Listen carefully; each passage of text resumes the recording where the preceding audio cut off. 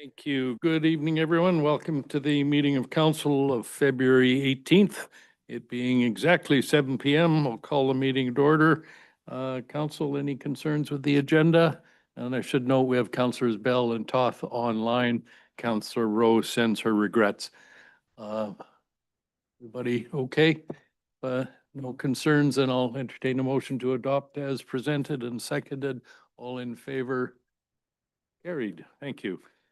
Guess without further ado, we'll go to page 3, and this is our free-to-play grant application. Ms. Paulson, anything you want to, oh, sorry, no, we've got, of course, Ms. Stepovic online. Good evening. So anything you would like to enhance or amplify to the report, Ms. Stepovic? Just to say that it's quite an important issue in our community, as it is in other parts of Canada, where we're seeing a lot of increased screen time and a lot more, children being driven around and overscheduled in activities. And it just is seeming to leave less time to play naturally. And our community has a lot of natural spaces, but we do have data from Vancouver Coastal Health. There is health data that's showing quite a significant trend of those things in our community. And so this project would first of all build some awareness about the importance of free play for children. We would engage with families and children and other stakeholders and interest holders. We'd work with subject experts, use sound research methods, and we would try to discover through learning and in getting the community together in neighborhood settings, like probably outdoor gatherings is what we're thinking, and that we would discover what are some of the barriers that are being experienced by children and families, whether those are related to safety, social expectations, newer norms, or other things. And the end result would be of this first phase would be a report with findings and recommendations for Sechelt to consider in how we design and plan for our future built environment and parks and natural spaces. Great, thank you. Hey, Council, you've got questions? Councillor Shepherd, please. No questions, but I'll move the recommendation on page 3. Thank you. Is there a seconder? Seconded. No questions, folks? Oh, Councillor Inkster, please. Yeah. Question? Yeah, thank you. Just through you to a planner. This is a community planner. This is an interesting idea it's almost to have a discussion with our community about things children are taking guidance and modeling from their parents, but it's almost a discussion with our community about things that people already know in terms of, a decline of physical activity and a decline in, sociability. And it's, the big discussion with the parents about encouraging, it'll be a big parental component about encouraging those things to start happening again. I think that we've noticed, I think that my parents would have said to me that they were always outside, and then my generation kind of was outside, but we would go home we always remember going home when the street lights came on. That was our call, but there's been such a decline to now. So it'll be an interesting discussion to figure out what's going on other than the fact that parents are feeling pressure from their own children and their peers to buy every child an electronic gadget with lots of gigs so they can use them everywhere. So I'm certainly supportive. Okay. But it'll be interesting to see what comes of it to get the kids. We have such once again, good parks, good playgrounds. Let's use them. Good beaches. Let's use them. Thanks. Okay, thank you. Any questions? Councillor McLaughlin. Yes, thank you. Through the chair, just to agree with Councillor Inkster. In our time, I used to have to walk 4 4 miles a day just to go to school and back, no matter what the weather. And I had to get home for lunch. So that was probably really good for me. And having raised a daughter where she had to be driven to school, and also you can't even pick up your kids at lunch, it's really important that we find ways to get them outside. And I think everybody knows now that connection with nature is really critical for people's well-being, and where we live in particular, it's so accessible and there's so much to learn and appreciate. I think it's a great thing for us to promote as an important part of this community, starting with the kids, but of course their parents will probably be along, so that's good. Yeah, so I'm very supportive. Thanks. Okay, thank you. Okay, so don't see any other hands up. I'll call the question. All in favor? Carried. Thank you. Thank you, Ms. Stefovic. Now I think I'm right when I say we go to the next item, which is Ms. Polson. And again, anything you want to amplify or ask us to focus on? No, nothing to add to the staff report. The policy is attached for council's review and consideration. Great. Thank you. Okay, council. Councilor Toth, I see your hand. Thank you. Thank you. And I guess I'm generally supportive of this. I think if there's opportunities for staff to find grants that align with our strategic plan and the things we're trying to do in the district, it behooves us to apply for them. And I appreciate streamlining the need for every little thing to get the staff report to come to council to have us talk far too much about it to agree to do it anyways. The one question I had, though, in the policy is if I don't see it there, and so I would appreciate an explanation on how staff would envision reporting back to council on any grants that we do get, whether it would just be part of a correspondence or like a quarterly update or what have you. Thank you. Okay, thanks. Have you thought that through? Yes, it may vary depending on what the project is. For example, if the grant were supplementing a previously approved capital project, then the adjustment would be made in the financial reporting on that side. For something new, it will definitely show up in the quarterly reporting as well. And I would think anything really exciting would also be emailed to council straight away. Like exciting. Okay, how do we find grants? Is there any sort of formal process that anybody follows, or they're all over the map, I realize, so anybody? Like, is there a central repository that's within local governments that says, hey, here are the grants that are coming? I know I get every night, I get a bids and tenders of outstanding things that are being applied or that are available to bid on, but Mr. Douglas. Thanks. Typically, there isn't really a one spot because they come from every level of government and sometimes associations related to government. Yeah. So often we're sent out information on new grant opportunities. Yeah. Okay, so it's ad hoc still. Maybe there's an entrepreneurial opportunity there. Councillor McLaughlin? Yes, thank you through the chair. Yeah, I would hope that when we are going for grants, we know they're getting harder to find. It'd be great to collaborate with the town of Gibsons and the SCRD and Seashell Nation because that just helps all of us. We all share a lot of the locations that we have and the amenities we create. And it would just also show collaboration, which also makes grant applications stronger. So thank you. Okay, thank you, Councillor Inkster. Yeah, every once in a while we see a new phase of grants from the government to identify needs and or weaknesses. Housing is a more recent one, and that sort of leads me to talk about what was just talked about by Councillor McLaughlin is cooperation on housing.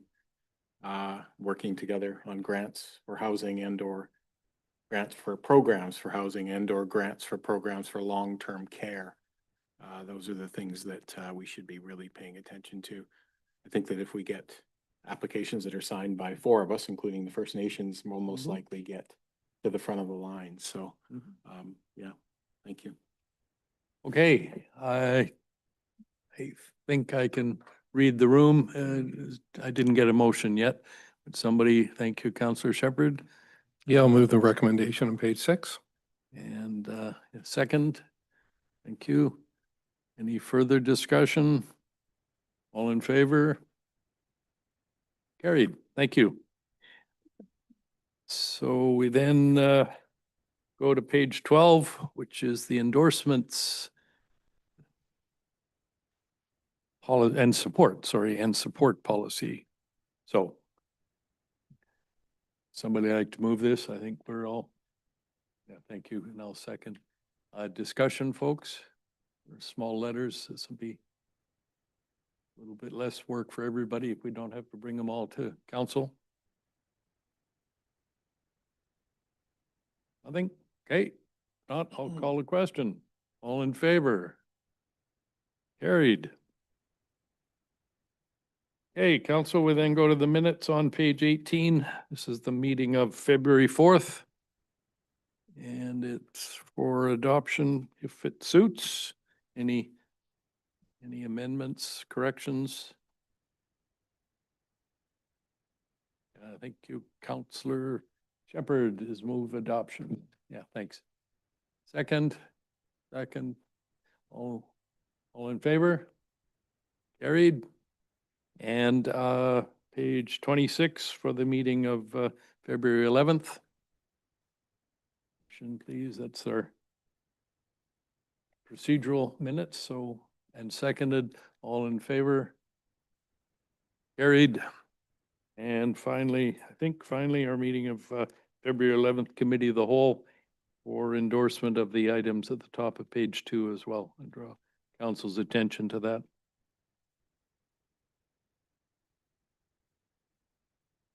Everybody okay?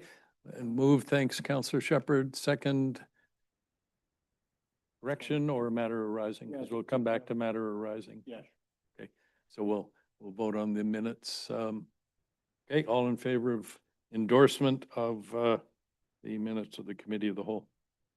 Sorry, folks, I wasn't watching the Zoom screen at the right time. All in favor? Thank you. Counselor Inkster. Oh, sorry, I better do the final one, the minutes of the APC on page 32 for information. Moved. Thank you. All second. All in favor? Now we'll go to Counselor Inkster for business arising. Yeah, thanks. The last meeting, there was the issue regarding the development proposal that was on Reef Road, I think it was, that meeting that I'm referencing. Shoal. Mhm. I did go look because there was some concerns over connectivity and I saw that, so I was a little confused by our comments, because there's connectivity through that to a road that then leads up to, just doesn't continue through all the way to the ocean, but it does lead up to the habited, what would I say, the rest of that area of Sea Shelf, I would say. There's a connection there. But I also looked at there was concerns raised by some citizens regarding drainage. So I also went and looked. I'm not obviously council members aren't engineers, but I'm trying to figure out why there's such a problem up there with the drainage. I went and looked, and any council member would be able to look and see there's ditching everywhere. So there's ditching. Complaint was, I've always said when you cut down trees, you'll create drainage problems because they not only they take up a lot of the water, but they're also almost a natural berm for the water. So anyway, there's a ditch in front of the golf course. I don't know if they clean it out properly, but that's where the water would obviously go. And then there's ditches along beside our road. So I'm just wondering, the individuals I thought presented some good concerns. And then I did look at the road that was mentioned, that it's not very wide, so.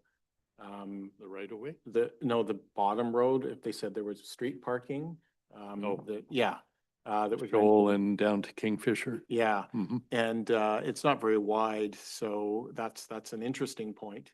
But it's not curbed, so people could probably park in maybe in better spots. I don't know if in fact that's happened. So I just wanted to let you know and through to staff that I do wonder what the water issue is about. Is there a problem with a culvert? Is there a problem with a plugged underground network that moves water from one side of the road to the other? Are the ditches, are the swales not Okay, so, large enough? That's just. so you're flagging. I'm just wondering, yeah, I just wondered if staff heard that, because if we approve developments with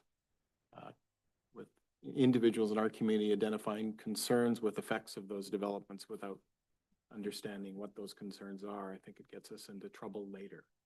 So I was just. Thanks, just Stowe. for I think, you. yeah, so I think we can take that. I'm sure staff have heard you and that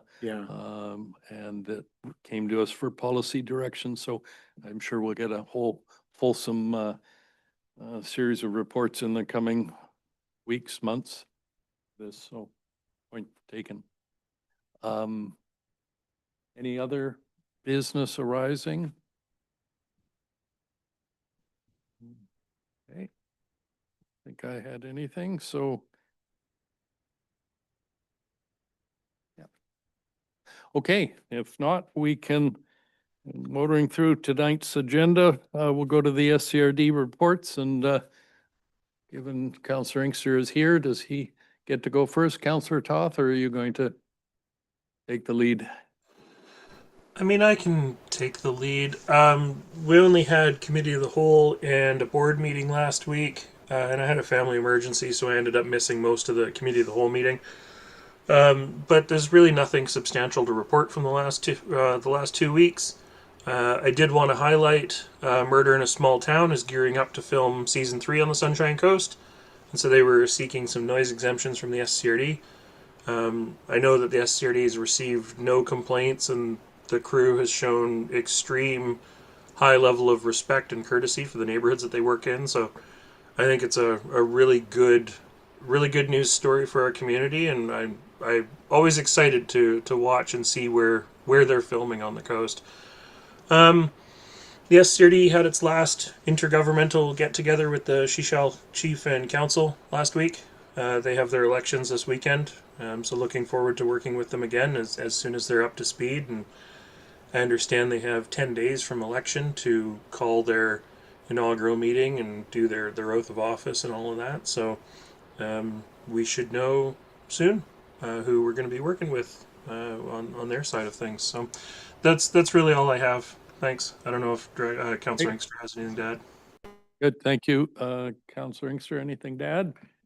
Yeah, not much more, lots of water issues on the agenda last week as they should be. Going into what could be a dry summer, so I'm hoping we have enough redundancy in our water system.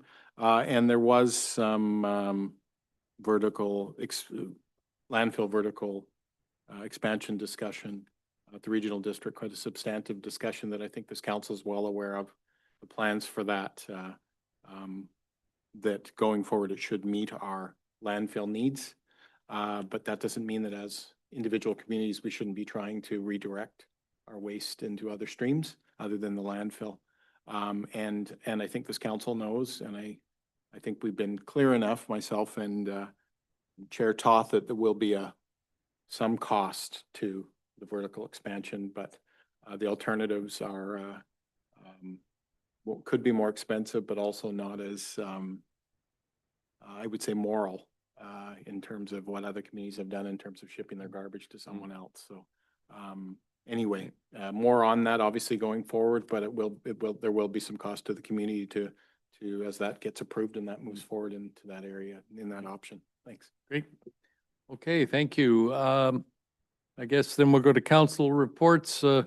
Perhaps we'll start with you, Councillor McLaughlin, then Councillor Bell, Toth, Shepherd, Inkster, and me. So please. Yes, thank you, through the chair. I just wanted to pick up with the SCRD reps. I thought I saw a report go around from the SCRD talking about future development, future housing areas, hot areas where they had a map that showed hot areas and cooler areas. So they're looking at identifying places where they would like to see future more intense development. Can you add anything to that? I would, what I would say is, that is part of the rural, I think that's part of the rural planning that they're doing, the community plans, and, Chair Toth may be at those meetings or part of that particular plan and discussion, so he may be able to add more than I will, Right. because I think that's part of the rural planning function and the community plans that they're doing. Thanks. Right. Anything to add, Councillor Toth? Sure. Yeah, it's coming up as part of electoral area services because it's part of the OCP renewal project for the rural areas. They literally, when they show us the maps, there are just gray holes where the district of Seashelt and the town of Gibsons and the Seashell Nation are because they're not in their jurisdiction to plan for, or part of the funding for what they're doing, etc.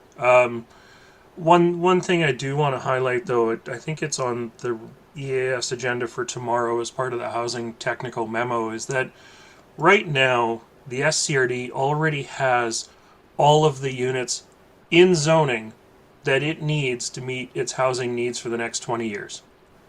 It's got something like 8,000 units that are available to be built over the next 20 years, and they need something like 5,000 units over the next 20 years. So it's all about where and how and what infrastructure is needed to get there. And so I know the heat map has come up. It's a bit of a misleading item because all it is looking at right now is kind of like our CLDA document where it was just looking at what can the land support. They still have to apply sewerage and water and road network and all of that to it because it shows a tremendous potential for density out in Langdale. But is that the right place to put the density? I mean, the community's going to have to decide that. So thanks. Okay. Yeah. Just further to that, I mean, I think we need to work with them on that, and it should be a conversation, not just two or three gray holes in the SCRD, Gibson's, Seashelt Nation and Seashelt. It's important that we plan together because our transit is reliant, our ferry use is reliant, our water is extremely reliant, and the cost of living here is very reliant. So I think it's important to work together. It's not a competition. And it's not a water grab. I'm afraid if we all work in our own little silos, it's just going to be a water grab, and I don't want to see that. So if it comes up in discussion, I hope that comes across because that's what planning is all about. Thanks. Okay, thank you. Anything else from your own activities this past Yes. 2 weeks? I enjoyed the Olympics and I wanted to show I actually had worked in the 2 Winter Olympics. I worked in the Calgary Winter Olympics doing a lot of pageantry and planning, which was a very unusual planning exercise to have to do, but it was a lot of fun. And also I'm wearing my little wood roof completion button from the Richmond Speed Skating Oval. So I worked for that on that for over 4 years in project management and design. So that was nice to see those Norwegian speed skaters with their super thunder thighs clean up on all the speed skating like they always do, but c'est la vie. So that was a lot of fun. Okay. Also, I was at Arrowhead on Thursday with the mayor with a check that was prepared for the needy people there for the services they need, particularly, I guess, the lunches are a real center point to everything they do. But to me, it's quite apparent that, their services have increased a lot and it's quite crowded in there. And I think they need more support. They need more space. They need something to continue their good work. Because as we all know, when you are doing too much in too little time or too little space, it's very stressful. And then your quality of service goes down. And I'd hate to see that happen. And then also I attended a Women's Climate Caucus meeting by Zoom. And yeah, I mean, it's an interesting conversation. Unfortunately, climate matters are taking a bit of a second seat to all the financial issues we have right now and all the political issues. But the climate change just keeps marching on, whether you believe it or not. I think everybody realizes we are going through changes in our climate and we do have to design for it and we have to prepare for it and plan for it. just so, I mean, at least so that kids feel they have a future that is where they are taken care of to some extent and not sacrificed. Thank you. Very good. Thank you. Counselor Bell? You're muted. We had our first technical working group, community safety working group, technical group meeting on February 10th, and there was members from RCMP, Vancouver Coastal Health, Sunshine Coast Resource Center. We had our bylaw officer director there, and of course Lindsay Roberts, who is our director Roberts, who is the lead from the District of Sechelt on this committee. Essentially, we had three areas that we really focused on, and it was really the community safety coordinator role. And we got some good feedback on what some of the groups felt would be helpful and how we can add value to the work that they're doing and all of the volunteers that are working in their organizations, and how this position could add value to both the work and the mandate and position of the role, and how it can actually add to what we're already doing in the community. So they're going to be bringing some feedback back and in terms of what that might look like, and which will help Lindsay in the process of looking for the appropriate person for this position.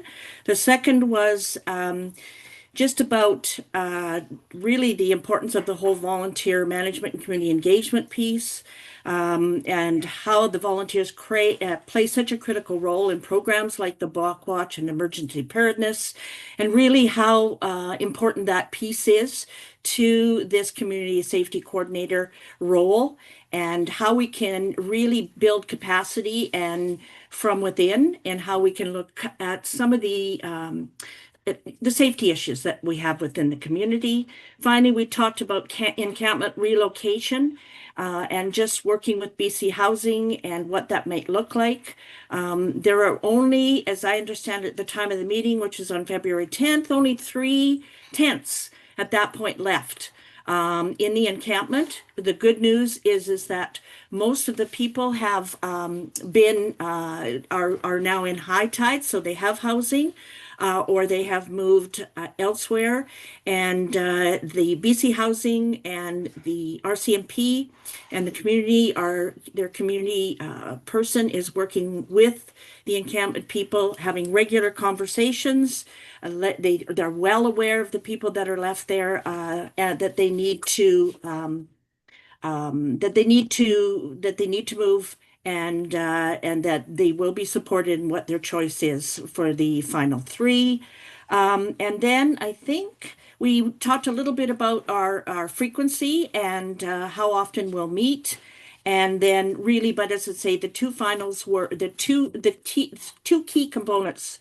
Oh, I can't talk tonight. Is the community safety coordinator job description and the encampment relocation. And if I could just add, if I may, if Director Roberts would like to add anything to this, please. Okay. Thank you, Director Roberts. Sure. Thank you through the chair. I just wanted to add that we will have all of this updated on our website as well. And so we're making a commitment to do that soon after. So all of the new participants in the technical working group have the terms of reference, and everything that the Councillor Bell has spoke about will be on our website, and that council is a conduit for the public. So if there is any public that would like to participate in our technical working group or has something to share, that both Councillor Shepherd and Councillor Bell do sit on this working group, and they could certainly bring those things forward. That's all I have to say for now. Thank you. Thank you. Okay, anything else, Councillor Bell? No, that's it. Thank you. You, Councillor Toth? Thank you.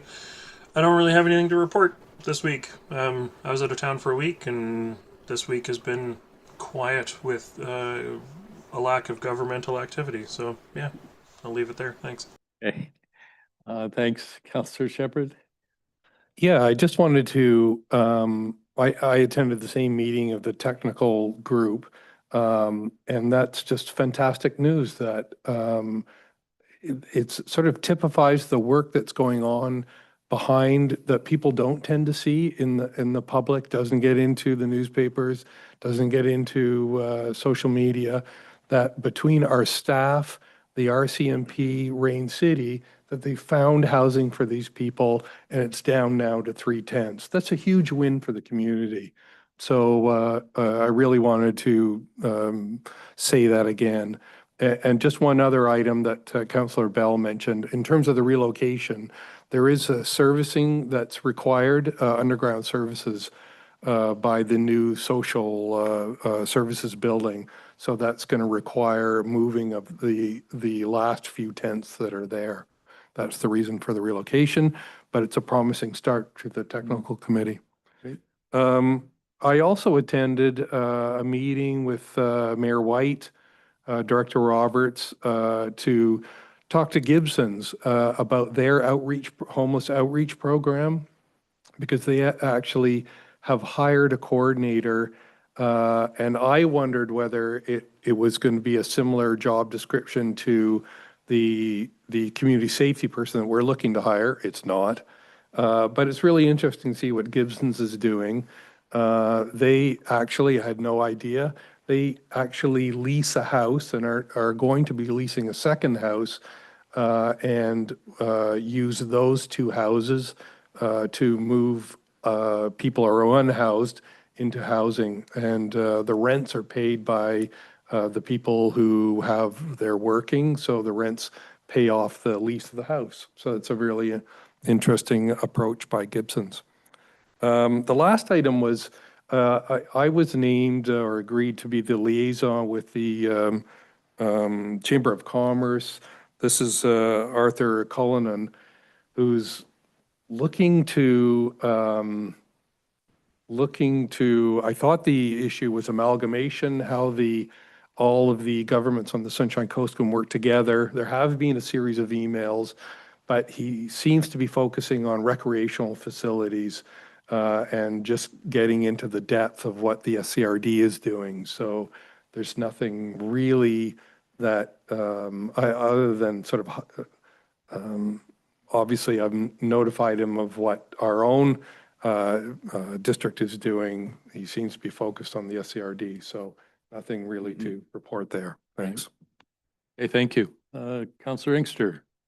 Yeah, nothing much except to say I will be at the first meeting of the school board remuneration subcommittee this Friday to talk about the parameters of that committee and how we get to a decision. So it'll be the series of meetings to follow that. So it'll be interesting. Thanks. And sorry that you're on that committee? Is that? Yes. Yeah. Yeah. Very good. Okay, great. Well, let's see. I attended the Vancouver Coastal Health Local Government Liaison meeting with a number of people from VCH talking about their plans for the future. I think we'll hear more on that in the days and hopefully the days to come. I did also attend the Chamber of Commerce meeting at noon today, and there was some discussion about recreation. And I reminded the Chamber that you've been appointed as our liaison for those discussions, and that as the rep to the Chamber, I was available to them.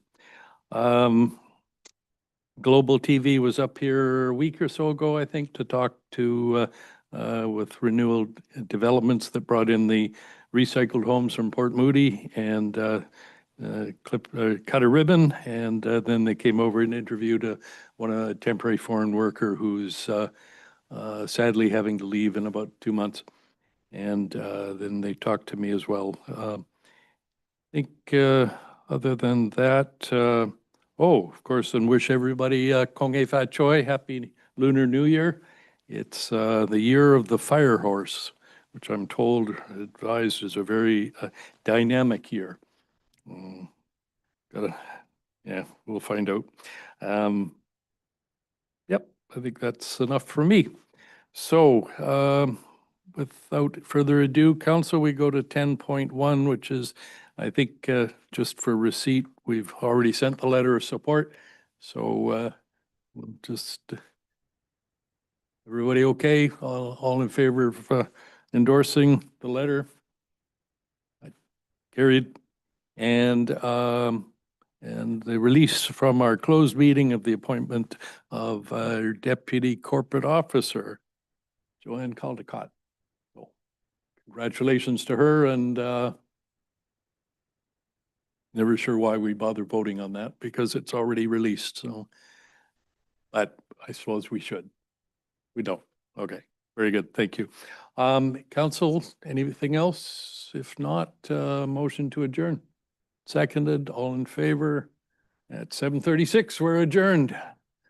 So we've got, I don't have Zoom running on my computer, so if